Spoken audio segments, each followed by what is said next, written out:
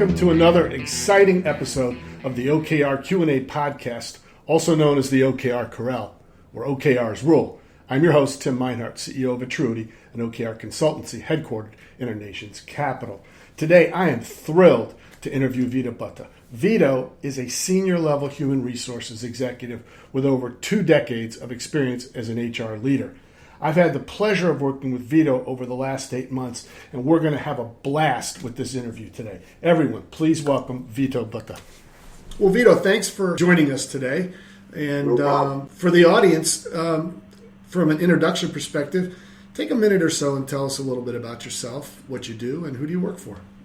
Sure. I am the Vice President of Human Resources for Diversant, Diversant IT Staffing.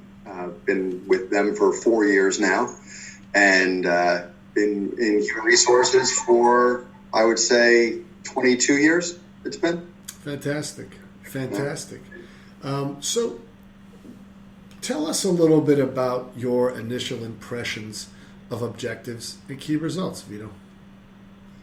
So when I first was tasked with finding a goal-setting type of program for the organization, I went back in my past and looked at the different things I'd used before, and knowing that we're a medium-sized company that's growing and a lot of the management staff have never been through this before, I was looking for something that's a little bit more, for lack of a better term, simplistic.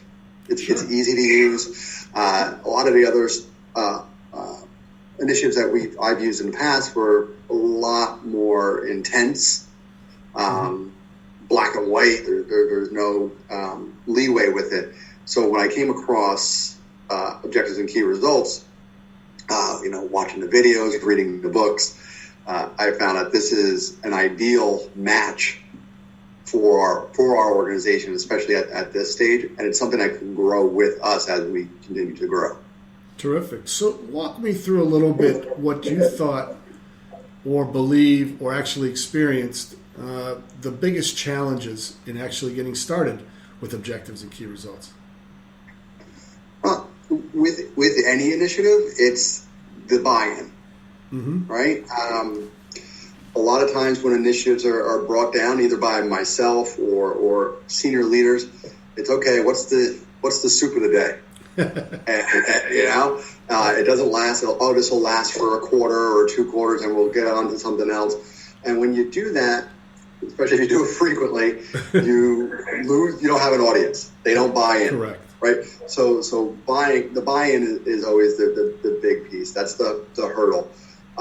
Thankfully, having yourself on board to help us drive this, and having senior leadership driving it as well, it helped us to get the buy-in of our vice presidents and then on down to our directors and manager staff as well.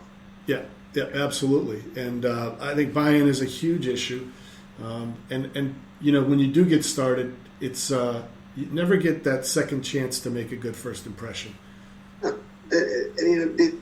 Everybody in every organization, staffing is no different. Your managers are busy, right? And when you're giving them an additional task of OKRs, right? It's secondary to, hey, let me make money, right. Let me do my job.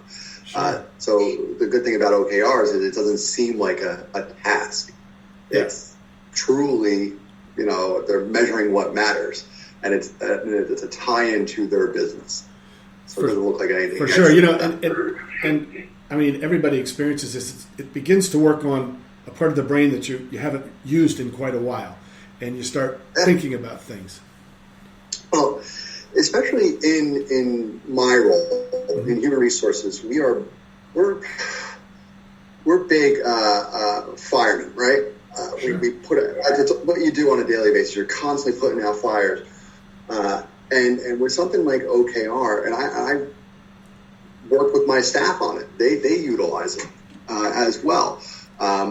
But we set the goals together as a team. We set the objectives and the KRs as a team. We talk about them before you and I speak and set everything.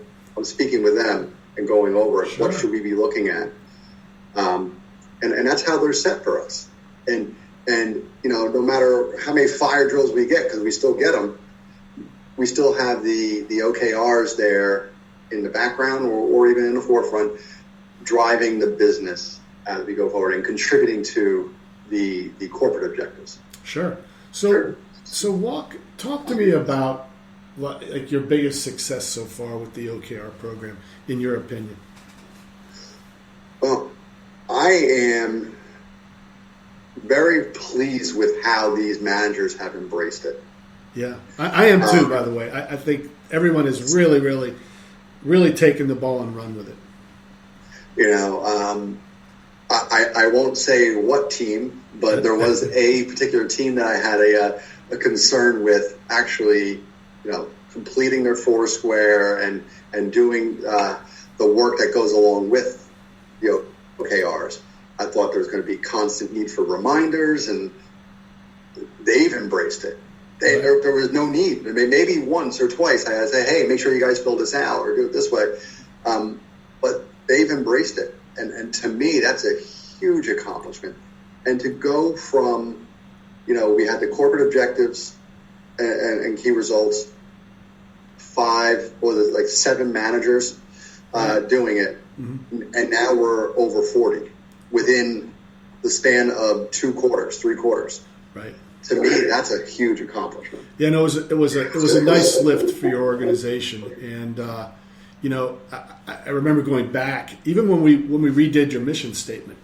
We presented it to all the 13 different managers, and they wanted to have input. Hey, we want to change a word here or a phrase there, and that was a great indicator to me that hey, this team at Diversant really is and wants to do something like this, and so I've been very pleased. And full disclosure to the audience, Vito and I work very closely with helping Diversant develop their managers' OKRs. And, it's a pretty fast month of sorts when we do all 40 of these and get teed up for the next quarter.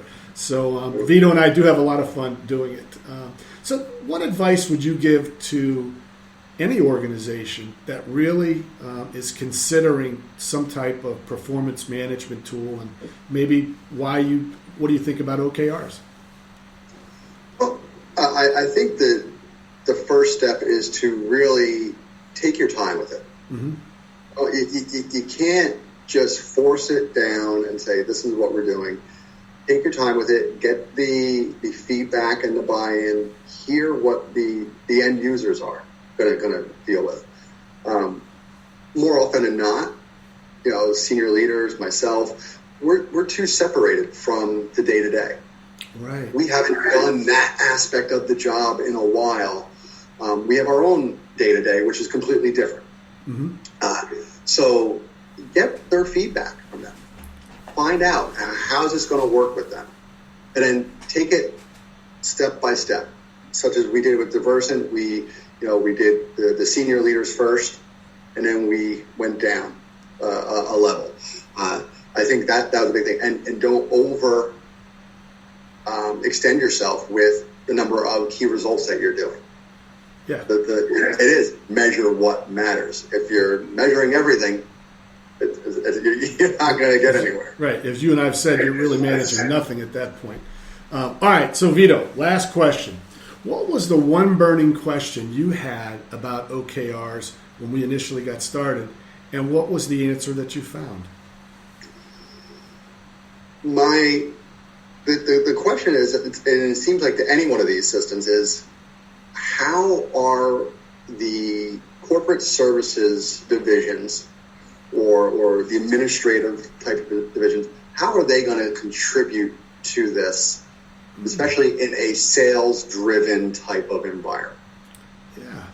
Right?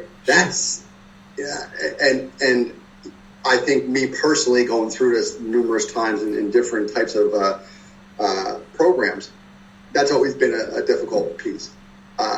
OKR, again, you're measuring what matters. There's a way to, while maybe it's not feeding directly into the corporate goal, it's not, attributing to the number, directly to the number of hires that we're doing or starts that we're doing or business that we're pulling in, but it's there. There's a dotted line to it. I could see that through OKRs because you peel back those onions and the key results trickle down to the next level. And that to me is worth every second that we put into this program because that's a big part of the business. It is. Yes, you have your sales and recruiting and staffing, but without the corporate services divisions lined up with the same goals or goals that feed into those, you're not going to be successful. Right. It's the administrative group is this enablement, team of sorts, and how are they doing things efficiently in order to maximize what I would say is a customer experience, a managerial experience, and even an employee experience. Yeah, because you figure in my world, we have our employees that we're working with, and we're trying to address their needs, but also, when we're going out to clients and try to procure business or retain business, a lot of what we do on the corporate services side helps to do that. Yeah, and absolutely. So getting lined up with those goals is very important. Right. So with that, I'm going to say thank you so much. I know our audience will love our discussion, and I truly appreciate all that you've done for me, and I hope you have a wonderful day, Vito. Thanks. Same to you, Tim. Appreciate it. Bye-bye. Bye now.